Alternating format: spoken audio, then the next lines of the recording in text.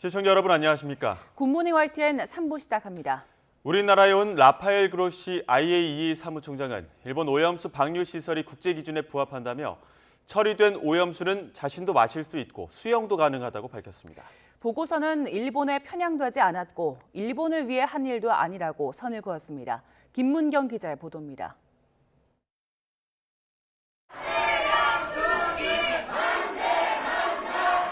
시민들의 항의 속에 국내에 입국한 라파엘 그로시 국제 원자력 기구 IAEA 사무총장, 도쿄전력이 준비한 오염수 방류 시설이 국제 기준에 부합한다는 보고서를 발표한 직후 우리나라를 찾았습니다.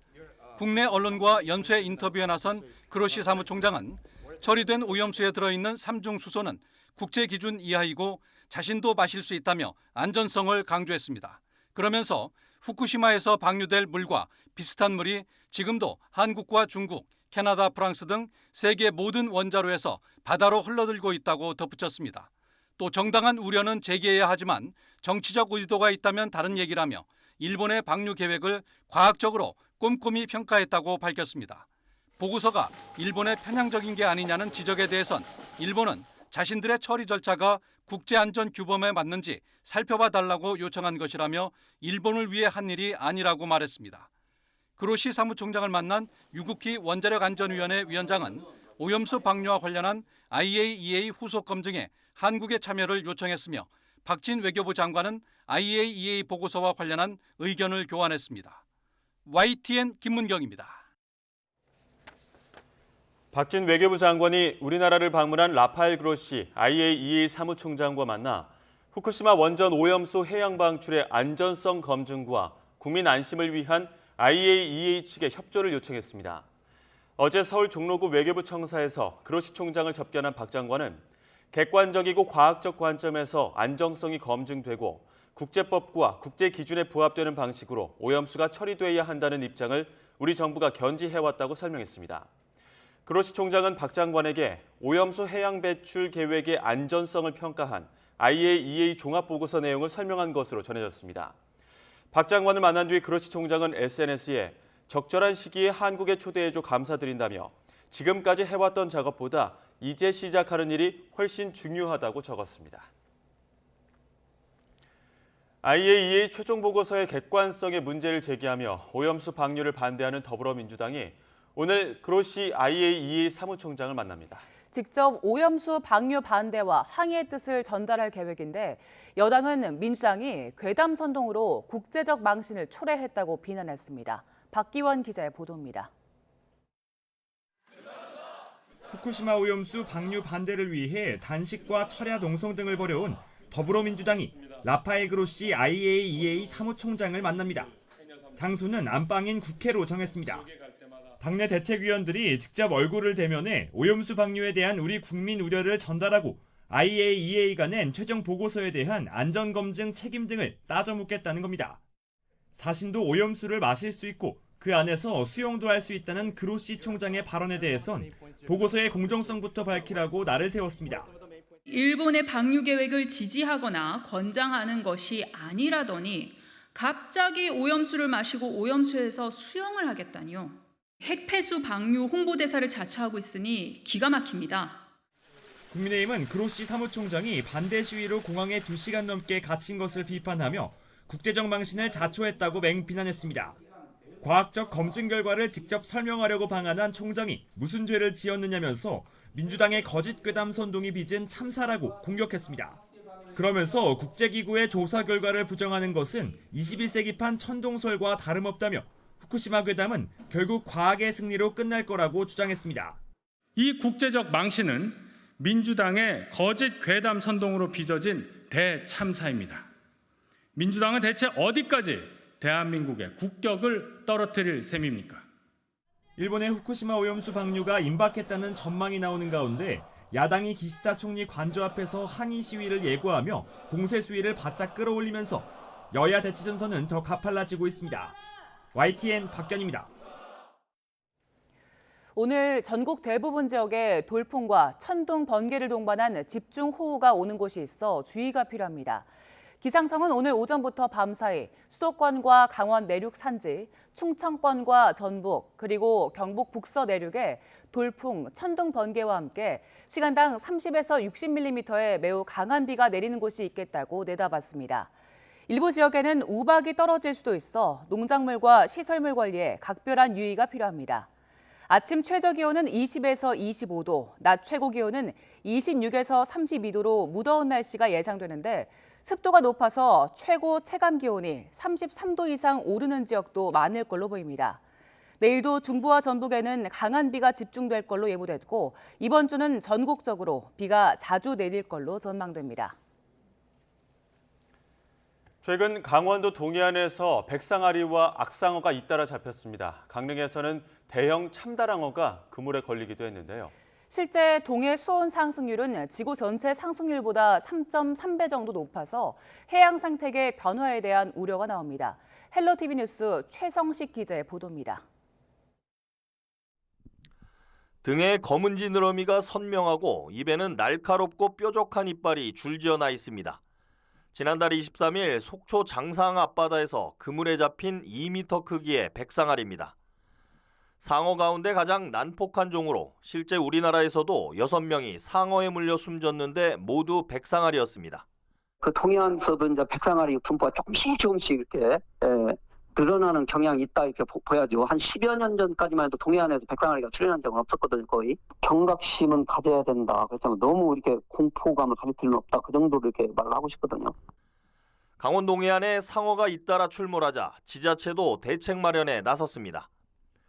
속초해수욕장 전 구역에는 그물망이 설치됐는데 길이가 600m에 달합니다. 속초시는 또 상어 피해 예방 안전 수칙을 담은 입간판을 설치하고 만일의 사태에 대비해 상어 출몰 시 대응 매뉴얼도 만들었습니다. 예, 저희가 바닥까지 이제 다 그물이 내려가 있고요.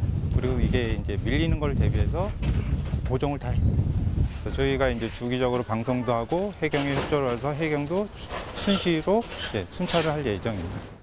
최근 한 달 새 속초와 양양, 삼척 등에서 잡힌 백상아리와 악상어는 모두 5마리가량. 이에 앞서 지난달 16일에는 강릉에서 무게가 170kg에 달하는 참다랑어가 잡히는 등 해양 생태계가 급변하고 있습니다. 올해 3월부터 5월까지 동해 평균 수온은 10도였는데 관측이 시작된 1981년 이후 가장 높은 수치였습니다. 국립수산과학원이 분석한 자료를 보면 우리나라 바다는 55년간 1.36도가 상승했는데 지구 전체의 2.5배에 달합니다. 특히 이 기간 동해는 무려 상승률이 3.3배가 넘었습니다. 한국해양과학기술원도 봄철 동해 표층 수온이 지난 40년간 1.8도 높아졌는데 최근 3년간 1도가 오르는 등 상승폭이 가팔라졌다고 밝혔습니다. 동해 수온이 급격히 오르면서 강원도 대표 어종도 바뀌고 있습니다. 강원도에서 올해 상반기 오징어는 762톤이 잡혔는데 3년 평균 어획량의 30%에 불과했습니다. 반면 난류성 어종인 방어 어획량은 강원도에서만 1000톤이 넘었는데 지난해와 올해는 오징어 어획량을 추월했습니다. 해양생물은 수온에 매우 좀 민감한 동물이기 때문에 자기들이 원하는 수온이 맞지 않으면 다 서식지를 좀 이동하게 됩니다. 그렇게 서식지를 이동하거나 그렇게 된다면은 이제 그 수산생물들의 성장이라든지 산란에도 영향을 미치게 되고 그러면 아마 동해에서 이제 주로 잡았던 물고기들이 조금 더 북상을 한다든지. 전문가들은 기후변화로 동해의 수온 상승 추세가 이어질 가능성이 높다며 이로 인한 해양 생태계 변화에 대비해야 한다고 조언합니다. 헬로티비 뉴스 최성식입니다. 올해가 인류 역사 시작 이래 가장 더운 해가 될 가능성이 커지면서 최근 수년간 기승을 부린 각종 기후 위기도 예측하기 힘든 양상을 보일 걸로 우려됩니다. 유럽연합 EU의 코페르니쿠스 기후변화 서비스 카를로 부온템포 국장은 현지 시각 8일 CNN 인터뷰에서 세계가 전임미답의 영역으로 걸어 들어가고 있다고 말했습니다. 세계 평균 기온은 지난 6일 기준 섭씨 17.23도까지 올라 이번 주 들어서만 세 번째로 역대 최고 기록을 갈아치웠습니다. 비록 비교할 수 있는 자료가 있는 건 현대적 기온 측정이 시작된 20세기 중반 이후뿐이지만 7월 초에 이런 온도가 기록된 건 최소 10만 년 이내에는 없었을 것이 거의 확실하다며 미국 우드웰 기후연구센터의 제니퍼 프랜시스 연구원은 말했습니다. 6월 세계 해수면 온도가 역대 최고치를 기록하고 남극 대륙 주변의 해빙이 기록적으로 낮은 수준을 보이는 등 이런 현상은 수개월 전부터 조짐을 보여왔습니다. 다운 증후군을 가지고 태어난 신생아를 친모 몰래 데려가 살해한 혐의를 받는 친부와 외할머니가 구속됐습니다. 외할머니는 뒤늦게 아이에게 미안하다고 말했지만 법원은 범죄 혐의가 중대하고 증거인멸과 도주 우려가 있어 구속이 필요하다고 판단했습니다. 차유정 기자가 보도합니다. 모자를 눌러 쓴 남성이 경찰서에서 나옵니다. 8년 전 갓 태어난 자식을 살해한 혐의를 받는 40대 A씨입니다. A씨는 숱한 취재진 질의에 죄송하다고 짧게 답했습니다. 아이 아파서 죽이신 거 맞습니까? 공범인 60대 외할머니는 뒤늦게 아이에게 미안하다고 흐느꼈습니다. 아이에게 미안한 마음 드세요? 아니, 들어. 아이에게 하고 싶으신 말은요? 정말 미안하다. 2015년 3월 유전자 검사로 아기가 다운 증후군을 갖고 태어날 것을 알게 되자 출산 당일 집으로 데려가 방치해 숨지게 한 혐의를 받는 친부와 외할머니. 법원은 1시간 남짓 영장 심사를 진행한 끝에 구속영장을 발부했습니다. 장애아 양육에 부담을 느꼈다는 게 친부 진술이었지만 법원은 범죄 혐의가 중대하고 증거 인멸과 도주 우려까지 있어서 구속이 필요하다고 판단했습니다. 다만 친모는 범행에 대해 몰랐던 것으로 잠정 조사됐습니다. 두 사람이 출산 후 병원에 입원해 있었던 친모에게 아이가 태어난 뒤 바로 사망했다고 둘러댄 것으로 전해졌습니다. 이들은 숨진 아이 시신을 인근 야산에 묻었다고 진술했는데 아직 영아 시신은 못 찾고 있습니다. 경찰은 이들이 유기장소로 언급한 야산 일대를 수색하고 있지만 시간이 꽤 지난 만큼 수색에 어려움을 겪고 있습니다. YTN 차유정입니다. 5년여 전 생후 6일 된 딸을 방치해 숨지게 하고 시신을 유기한 30대 친모가 구속됐습니다. 광주지방법원은 어제 오후 영아학대치사와 사체 유기 등 혐의로 30대 친모 A씨에 대한 구속영장을 발부했습니다. A씨는 2018년 4월 초 생후 6일 된 아기를 집에 두고 외출해 사망에 이르게 한 뒤 시신을 종량제 봉투에 넣어 수거함에 버린 혐의를 받고 있습니다. 당시 20대 중반 미혼모였던 A씨는 출산 이후 홀로 양육하는 게 힘들어 아기를 집에 두고 외출했고 3시간 뒤 귀가해보니 아기가 겉사개를 뒤집어 쓰고 숨져 있었다고 진술했습니다. A씨는 출생 미신고 아동에 대한 전국적으로 진행된 전수조사 전화를 받고 범행이 들킬 것을 우려해 지난 6일 자수했습니다. 어제 저녁 7시쯤 서울 화곡동에 있는 다세대 주택 4층에서 불이 났습니다. 이웃 주민이 창문에서 연기가 나는 것을 목격해 119에 신고했고 일부 주민들은 밖으로 대피했습니다. 소방당국은 주방에 설치된 냉장고에서 불이 시작된 것으로 보고 정확한 화재 원인을 조사하고 있습니다. 검찰의 특수활동비는 어떻게 쓰이는지 알 길이 없어 과거부터 크고 작은 의혹과 사회적 논란이 불거져 왔습니다. 최근 시민단체의 소송을 통해 집행 내역이 공개됐지만 특활비가 제대로 사용됐는지 규명하기엔 한계가 있어 논란을 완전히 잠재우기는 어려울 것으로 보입니다. 최민기 기자입니다. 지난 2011년 당시 김준규 검찰총장은 워크숍에서 검찰 간부들에게 특수활동비 수백만 원씩을 담은 돈봉투를 돌린 사실이 알려져 물의를 빚었습니다. 이어 2017년 4월에는 이영렬 서울중앙지방검찰청장과 안태근 법무부 검찰국장이 검찰 간부와 수사팀에게 돈봉투를 건넨 사실이 알려져 또 한 번 특활비를 둘러싼 사회적 논란이 일었습니다.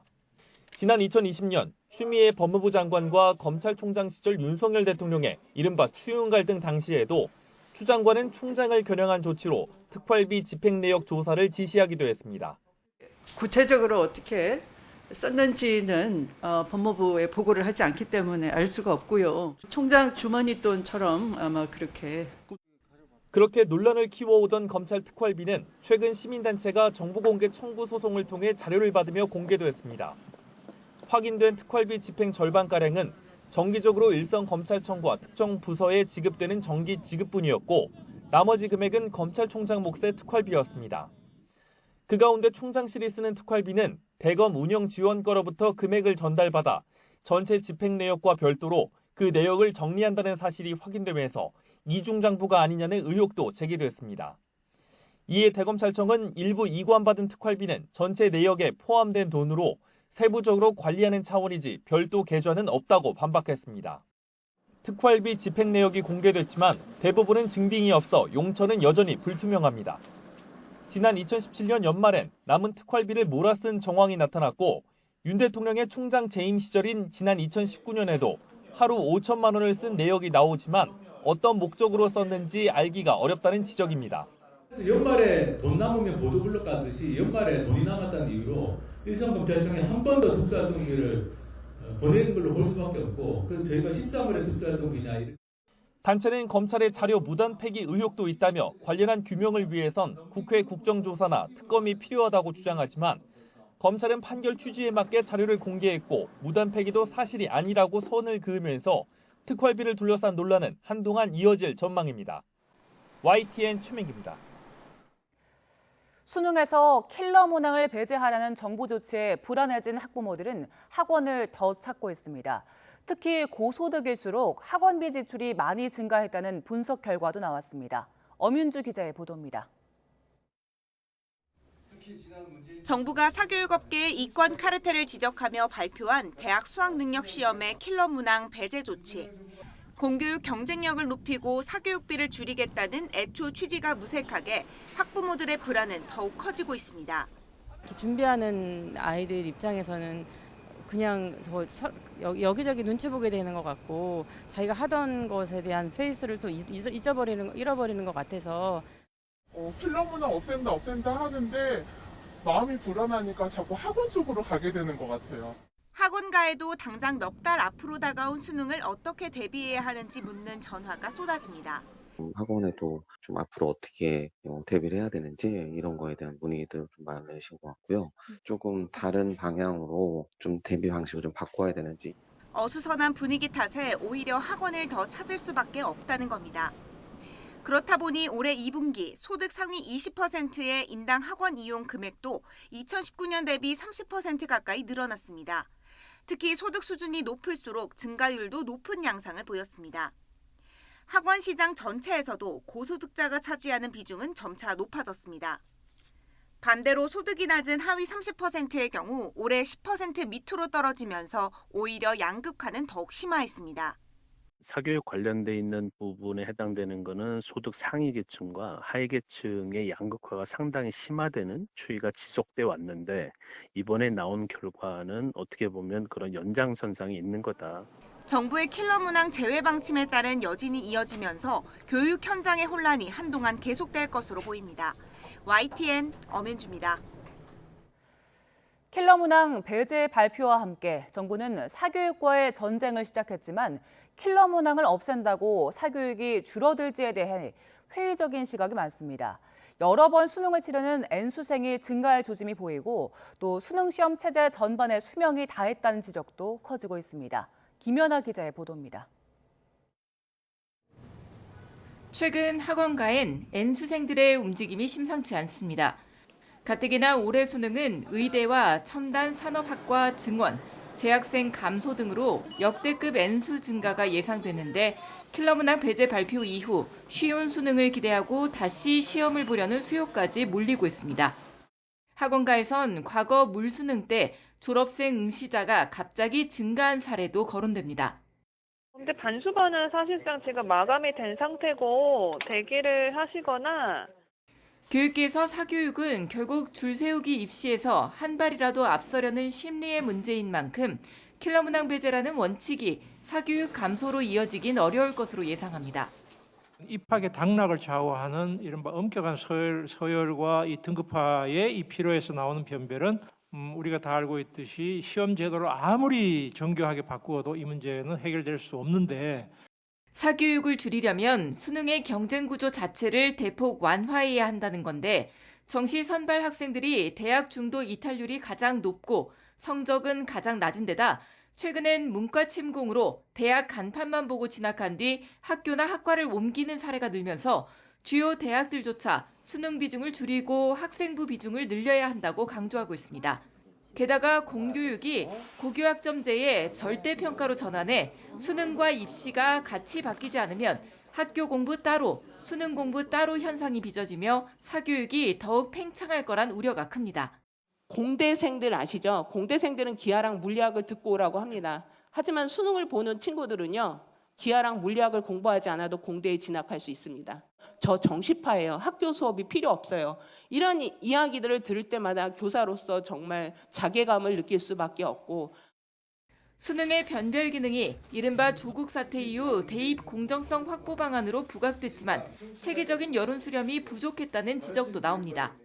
고등학생들은 정시 전형 확대를 지지하고 킬러 문항을 없애는 걸 낫다고 생각한다 했어요. 목동에 가서 학원 마친 학생들 가지고만 취재를 한 겁니다. 저는 이렇게 말하고 싶었어요. 목동에만 애들이 있니? 가포구에도 애들 있어. 가포구에서 정시 확대 지지 안 해. 킬러 문항 배제가 촉발한 사교육과의 전쟁, 그리고 수능 개편 논의가 뜨거워진 가운데 올 상반기 예정이던 2028학년도 대입 개편안 발표는 계속 지연되고 있습니다. YTN 김현아입니다. 정부가 국립대학교의 사무국장 자리를 공무원들이 나눠 먹는 관행을 없애겠다며 관련 인사를 모두 복귀시켰는데요.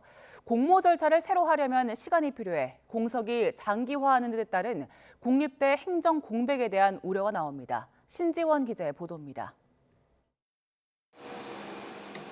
국립대학교 사무국장은 대학의 예산 편성과 인사, 회계 결산 등 각종 행정 업무를 총괄하는 자리입니다. 교육부 고위공무원이나 부의사관이 국립대 사무국장을 지내는 것이 관행이었지만 현재는 27개 국립대학교 사무국장 자리가 모두 공석 상태입니다. 국립대 사무국장에 파견된 교육부 공무원들이 처음으로 대기 발령된 건 지난해 9월. 대학 자율성을 높이겠다는 대통령 뜻에 따라 정부의 대학 통제를 최소화한다는 차원에서 교육부 장관이 인사를 단행한 겁니다.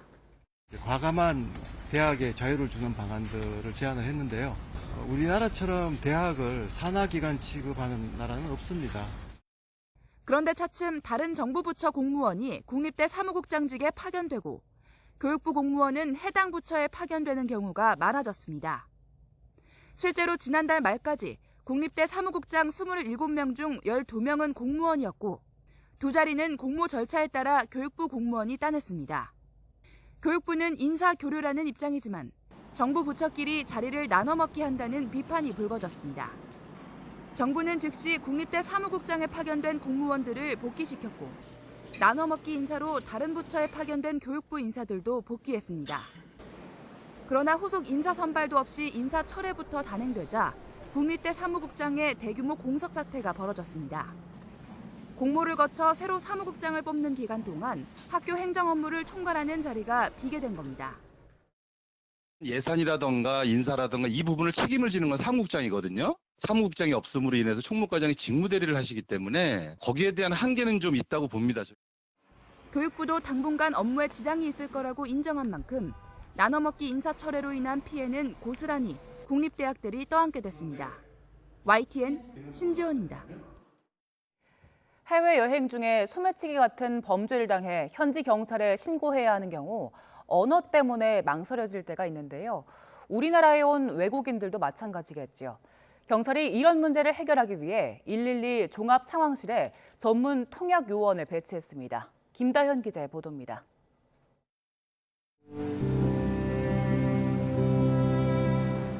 지난해 10월 말 이태원 참사로 목숨을 잃은 159명 가운데 외국인은 26명. 그러나 참사가 발생하기까지 압사할 위험이 있다고 경찰에 신고한 외국인은 한 명도 없었습니다. 위급한 상황에 부닥쳐도 한국어가 능숙하지 않으면 피해를 신고하기 쉽지 않은 겁니다. 그래서 경찰청은 외국인 범죄 피해에 원활히 대응하기 위해 112 종합 상황실에 전문 통역 요원을 뒀습니다. 영어와 Hey, can you see the helicopter over your spot? Okay, then turn your light on. 중국어로 신고를 받습니다. 喂，你好，这里是112报警中心，中文翻译服务。请讲。 지난달 서울에서 통역 요원을 시범 배치해 운영했더니 접수 시간이 평균 2분 21초 단축됐습니다. 원래는 외국어로 신고하려면 민간 통역사를 거쳐야 했는데 이제는 곧바로 경찰에 연결될 수 있어서입니다. 춘천의 산악산에 올라가셨다가 내려오시는 길에 길을 잃으셨어요. 지속적으로 30분이나 통화하면서 통역을 해드렸습니다. 그동안 외국인 신고가 들어오면 언어 장벽에 가로막혀 어려움을 겪었던 경찰도 통역 요원 덕에 부담을 덜었다는 반응입니다. 바로 연결이 되다 보니까 신고자분도 이제 기다리지 않아도 되고 좀 더 급박한 상황에서 신속하게 출동을 시켜드릴 수 있어서 그 점이 가장 좋은 것 같습니다. 외국인들도 만일의 경우에 큰 도움을 받을 것 같다고 말합니다. For me, I don't know Korean. For me, it will be very helpful, and for many tourists all over the world, if police officers can use English, it will be very helpful. 사회적 거리두기가 풀리며 관광객이 늘고 덩달아 외국인의 신고도 증가하는 가운데 경찰청은 베트남어와 러시아어, 일본어로 통역 서비스 지원을 확대할 계획입니다. YTN 김다현입니다.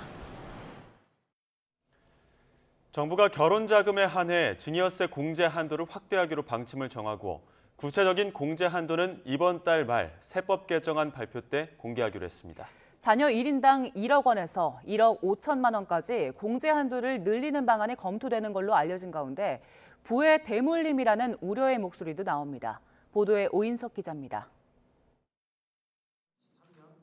정부는 하반기 경제정책 방향을 발표하면서 결혼자금의 한정에 증여세 공제 한도를 확대하는 방안을 검토하고 있다고 밝혔습니다. 현행법상 부모나 조부모 등 직계 존속이 성인 자녀나 손주 등 직계 비속에게 재산을 증여할 경우 자녀 1인당 5천만 원까지 공제를 받을 수 있습니다. 증여세 공제 금액은 2014년 3천만 원에서 5천만 원으로 상향된 이후 10년 가까이 유지되고 있습니다. 이에 따라 납세자들 사이에서는 물가 상승률을 반영해 공제 한도를 올려야 한다는 주장이 꾸준히 제기돼 왔습니다.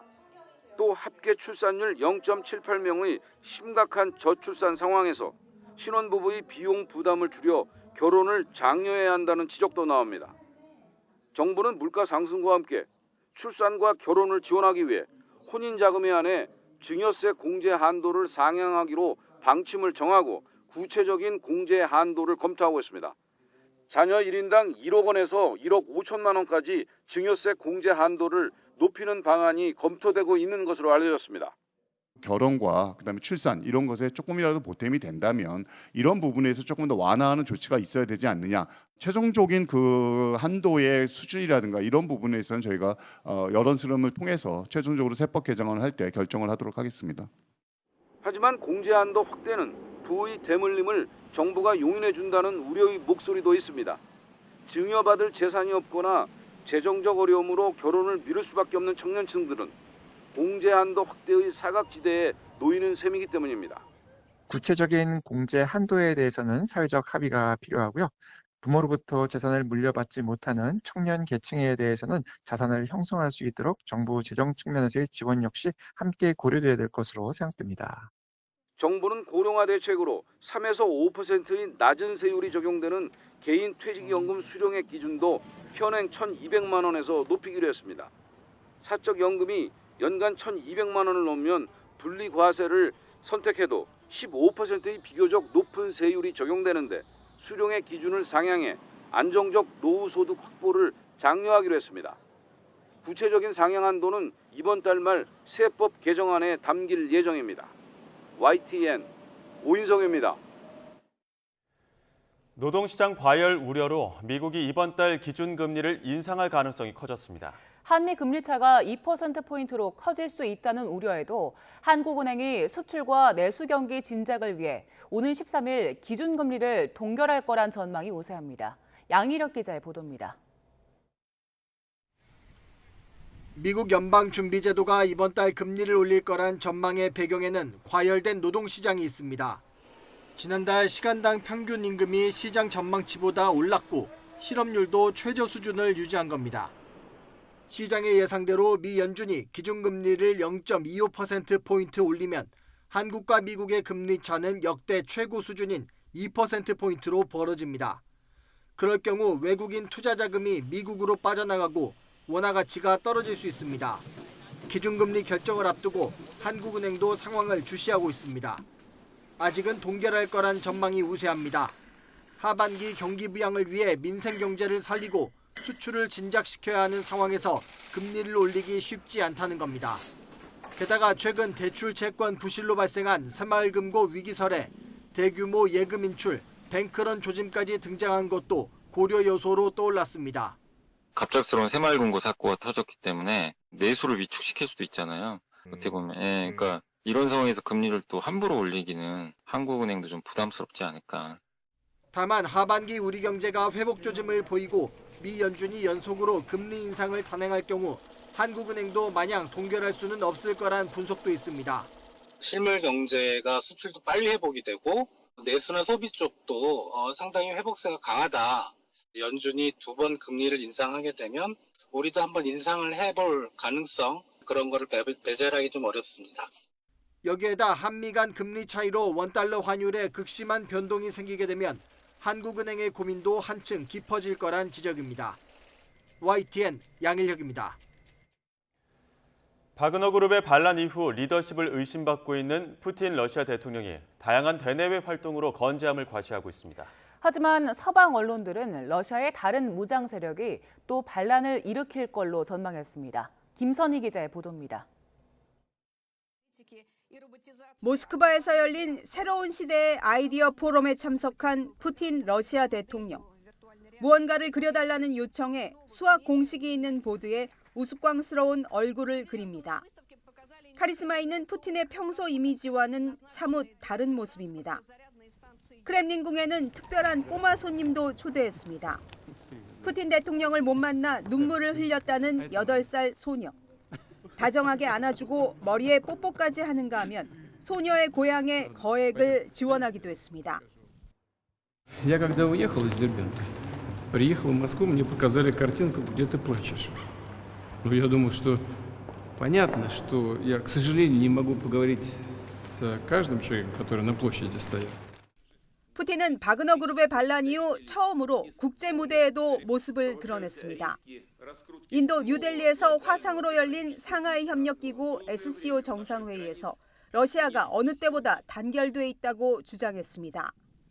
Хотел бы подчеркнуть, что Россия уверенно противостоит и будет противостоять внешнему давлению, санкциям и провокациям. И в нынешней обстановке наша страна продолжает устойчиво развиваться. 반란 이후 리더십이 의심받고 있는 상황에서 건재하다는 것을 끊임없이 보여주고 있는 겁니다. 그러나 서방 언론들은 러시아 내 무장 세력이 또 반란을 일으킬 가능성이 크다고 보고 있습니다. 뉴욕타임스는 러시아의 정치학자 분석을 인용해 프리고진의 반란이 어떻게 전개됐는지 보면 다른 인물들이 그 전보다 더 타당한 행동 방식으로 반란에 나설 가능성이 매우 높다고 진단했습니다. 하지만 미국을 비롯한 서방은 푸틴의 실각을 바라지 않고 있다는 보도도 잇따르고 있습니다. 후계자가 없는 혼란한 상황 속에서 폭력적으로 정권 교체가 이루어지면 더 나쁜 독재자가 등장하고 핵 위협도 더 커질 것이란 분석입니다. YTN 김선입니다. 중국을 방문 중인 제닛 옐런 미 재무장관이 허리펑 중국 국무원 부총리와 만나 미중 간의 소통 재개 필요성에 공감했습니다. 하지만 중요 쟁점을 두고는 이견이 여전하는데 당장 양국 관계가 획기적인 돌파구를 찾긴 어려울 거란 전망도 나옵니다. 이만수 기자의 보도입니다. 지난 2월 미국 영공에 뜬 중국 정찰 풍선으로 벼랑 끝까지 갔던 미중 관계에 조금씩 온기가 돌고 있습니다. 토니 블링컨 국무장관 방중에 이어 제닛 옐런 미국 재무장관이 베이징을 찾았고 중국도 정찰 풍선 사태에 다시 유감을 표했습니다. 但是很遗憾的就是由于一些像飞艇这一类的突发事件，导致了中美关系在落实两国元首达成共识方面呢。 옐런 장관도 미중 두 경제 대국이 더 긴밀히 소통하자며 화답했습니다. This communication can help both sides more fully understand the global economic outlook and make better decisions to strengthen our economies. 양국 관계가 5달 전에 비해서는 한결 부드러워지기는 했지만 강론을 둘러싼 은근한 신경전은 여전했습니다. 미국은 중국을 겨냥한 첨단 기술 수출 억제 조치가 정당하다는 취지를 밝혔고 The United States will take targeted actions to protect our national security. 중국 역시 중요 광물 수출 통제를 당장은 풀 뜻이 없음을 내비치며 양국이 더 책임감을 갖고 행동해야 한다는 기존 입장만 되풀이했습니다. 坚持两国元首巴厘岛会晤达成的共识，把有关的积极表态呢落实到行动上，让中美关系稳下来、好起来。 미국과 중국은 일단 이번 회동에 대해 솔직하고 건설적이었다며 동시에 긍정적인 평가를 내놨습니다. 하지만 산업 공급망 문제를 포함해 양측 관계가 실질적인 개선을 보이기까지는 더 시간이 필요하다는 게 대체적인 시각입니다. YTN 이만수입니다. 미국 캘리포니아주 남부에 있는 한 도시에서 경비행기가 추락해 6명이 숨졌습니다. 현지 시각 8일 오전 4시쯤 로스앤젤레스와 샌디에이고 사이 리버사이드 카운티에 있는 무리에타시 공항 근처 야산에서 경비행기가 추락했습니다. 현지 당국은 이 사고로 탑승자 전원이 목숨을 잃었고 경비행기는 추락한 뒤 화염에 휩싸였다고 전했습니다. 사고가 난 경비행기는 네바다주 라스베이거스 해리 리드 공항에서 이륙했고 추락 원인은 알려지지 않았습니다. 프로야구 두산의 기세가 심상치 않습니다. 강승호의 역전 만루 홈런은 앞세워 키움을 꺾고 이달 들어 한 번도 지지 않고 7연승을 달렸습니다. 프로야구 소식 허재원 기자입니다. 3회까지 9명의 타자가 한 명도 출루하지 못하고 침묵하던 두산 타선은 4회 말 한 번에 터졌습니다. 정수빈의 안타와 양의지의 볼넷, 김재환의 몸에 맞는 공이 이어지며 맞은 투아웃 만루 기회.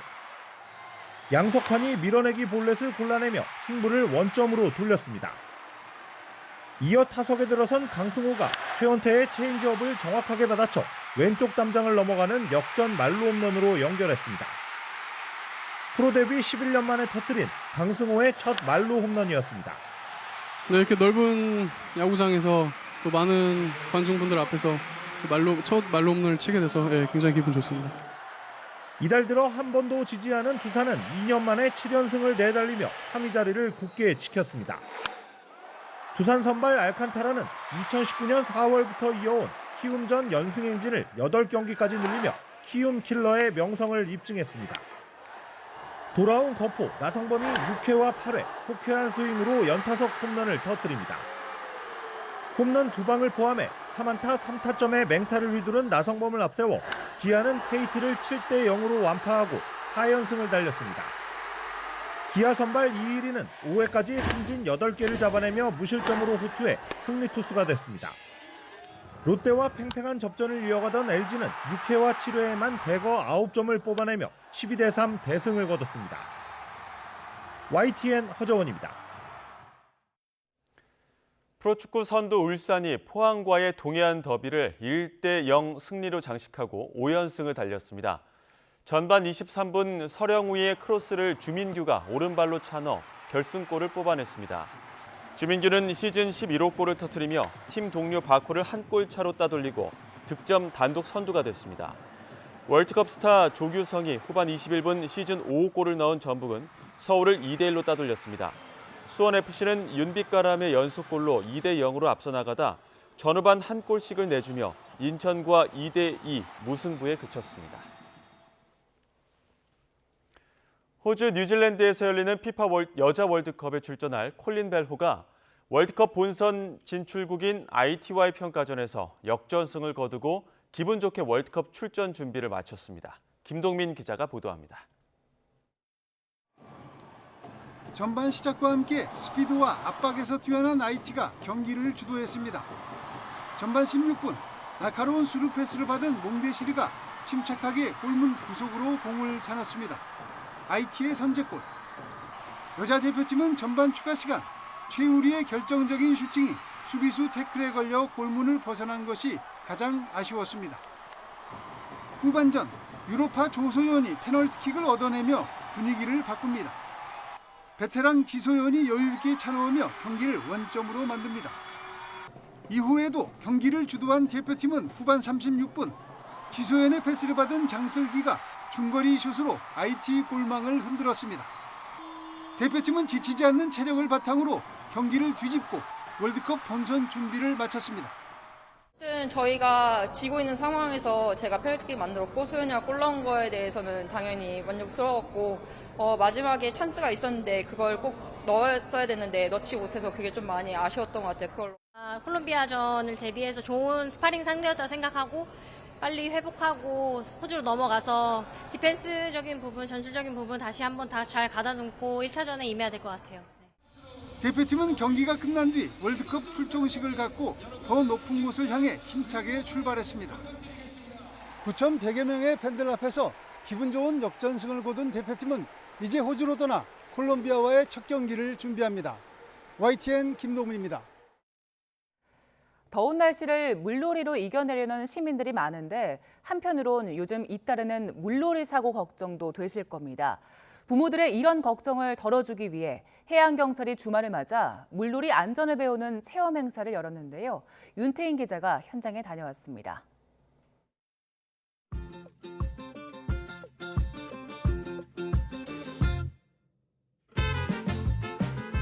수영복을 입은 어린이들이 차례로 물에 뛰어듭니다. 어설픈 수영 실력이지만 큰 걱정 없이 한박 웃음을 지은 표정으로 조금씩 앞으로 나아갑니다. 어린이들은 앞에 보이는 분홍색 지점까지 다녀와야 하는데 다들 구명조끼를 입고 있어서 물에 빠질 걱정 없이 안전하게 수영할 수 있습니다. 완주 기념 메달을 받아든 어린이들은 이날의 즐거움을 영원히 남길 사진을 찍습니다. 재밌고도 하고 싶고 시원해요. 수영조끼를 입으면 안전하게 수영도 할 수 있을 것 같고 물놀이도 재밌게 할 수 있을 것 같아요. 연안 안전의 날 10주년을 맞아 해양경찰이 해양안전체험 행사를 열었습니다. 여름 휴가를 계획하고 있지만 최근 잇따른 물놀이 사고 소식이 걱정이었던 가족들도 이곳에선 안심할 수 있습니다. 우리 아이들은 그런 체험들을 통해서 어려운 상황들이 닥쳤을 때 몸에 그것들을 어쨌거나 경험을 했기 때문에 그것들이 바로 나오게 되잖아요. 그런 체험들을 할 수 있었던 부분들이 너무 좋았었던 것 같아요. 행사장에선 물놀이 안전 외에도 다양한 체험 기회가 마련됐습니다. 지진 대처 요령을 체험하는 공간부터 바다에 배가 난파됐을 때를 대비한 안전 체험 부스까지. 비상 탈출 보트를 체험한 아이들은 마치 놀이를 하듯 재난 상황에서의 대처 방법을 몸에 익힙니다. 물이 찰랑찰랑 와서 조금 무섭긴 했는데 재밌었어요. 배가 난파돼도 저런 거를 잘 물에 해서 탈출하면 될 것 같아요. 3천여 명의 시민들이 찾아온 해양안전 체험 행사장. 휴가를 앞둔 가족들이 재미있으면서도 자연스럽게 물놀이 안전 지침을 배울 수 있는 시간이었습니다. YTN 윤태인입니다. 1500년 전 경주 쪽샘 44호 무덤에 묻힌 주인공의 신비가 하나씩 풀리고 있습니다. 10살 안팎의 신라 공주로 추정되는데 공주의 헤어스타일도 가늠해 볼 수 있습니다. 10년에 걸친 발굴과 연구 성과를 이규준 기자가 정리했습니다.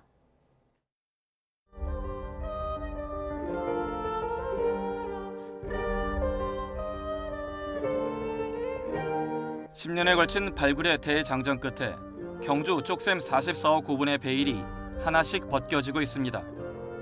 무덤에서 5세기 후반 신라 왕족의 장신구로 추정되는 화려한 가슴걸이와 금동 신발, 금 귀걸이 등 모두 780점이 발굴됐습니다. 신발 크기와 허리띠 위치 등으로 미뤄 무덤의 주인공은 10살 안팎의 어린 공주로 키는 130cm 내외로 추정됩니다. 금동관 주변에서 나온 폭 5cm의 유기물 다발을 분석한 결과 머리카락 뭉치로 파악됐습니다.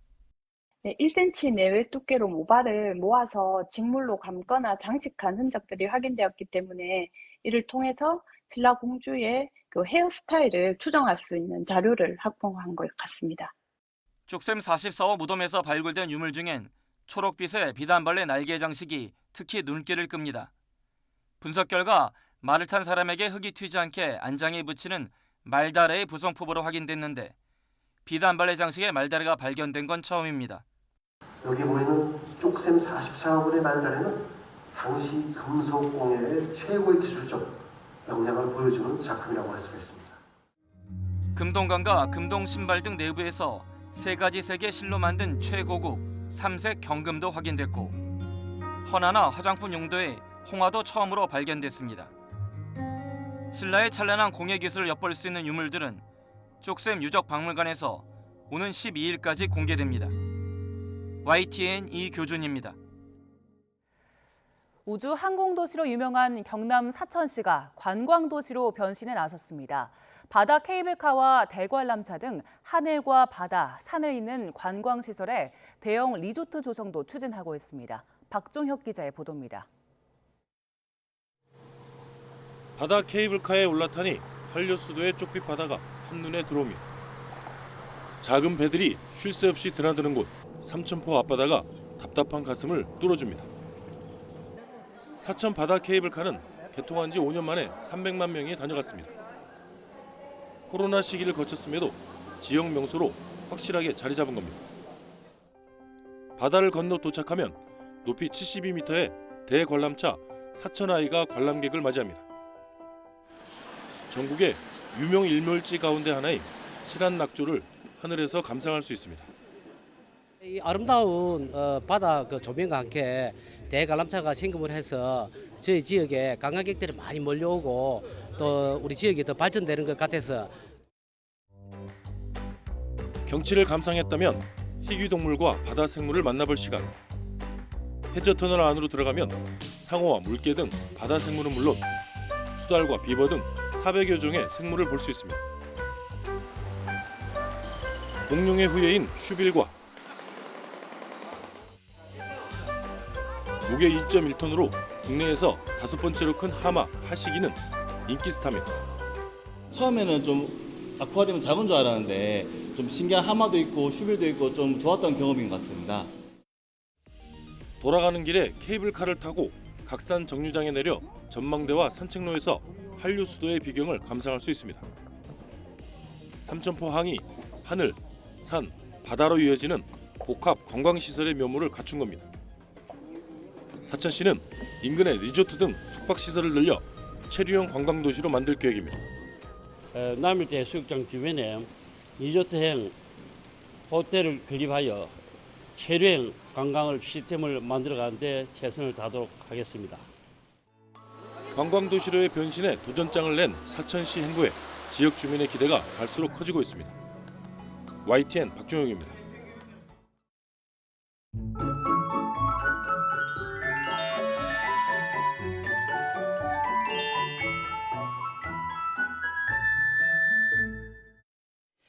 현재 북쪽에서 강한 비구름이 다가오고 있습니다. 오늘은 장맛비가 아닌 국지성 호우가 예상됩니다. 대부분 지방에 최고 80, 특히 많은 곳은 100mm 이상의 큰 비가 오겠고요. 시간당 30에서 60mm의 국지성 호우가 예상돼 피해 없도록 유의해 주시길 바랍니다.